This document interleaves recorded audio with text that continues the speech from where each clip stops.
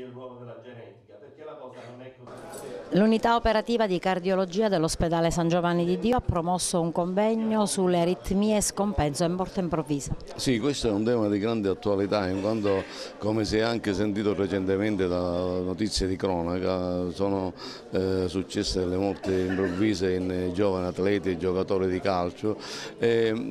Questo argomento era già stato messo in calendario per questo convegno. Comunque sono stati trattati, siamo ora in fase quasi di chiusura, sono stati trattati i meccanismi elettrofisiologici che sono alla base di queste aritmie potenzialmente maligne e che possono appunto condurre alla morte improvvisa. Ma la cosa più importante è quella della prevenzione della morte improvvisa, quindi poter in tempi abbastanza precoci individuare i soggetti che sono potenzialmente a rischio, eventualmente impiantare un defibrillatore, come anche sarebbe utile fare una campagna anche, diciamo, a livello locale nel territorio per poter disporre il più possibile di defibrillatori nei centri più affollati, ad esempio negli stadi, nei centri commerciali, nei punti di maggiore traffico, e addestrare il personale anche non medico a poter usare questi defibrillatori. Il tema appunto di questo convegno è stato questo, è stato quello di capire con il contributo di importanti studiosi che sono venuti anche dall'estero, di capire quali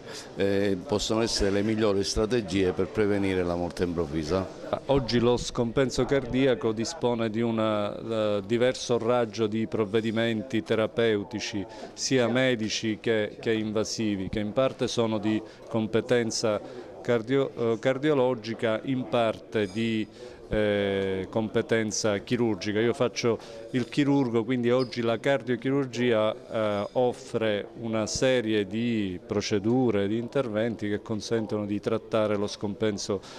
cardiaco grave, e la cardiochirurgia spazia dalle terapie chirurgiche convenzionali di intervento sulle coronarie con bypass ortocoronarici, sulle valvole,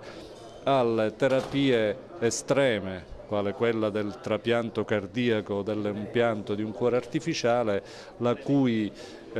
opportunità di impianto diciamo, interviene nel momento in cui tutte le terapie cardiologiche, tutte le terapie chirurgiche convenzionali sono da scartare perché non applicabili nel singolo caso. Quindi nello scompenso cardiaco refrattario è oggi possibile, in una porzione di pazienti, pensare al trapianto di cuore, e oggi ci sono delle realtà in Sicilia che si occupano di trapianto di cuore,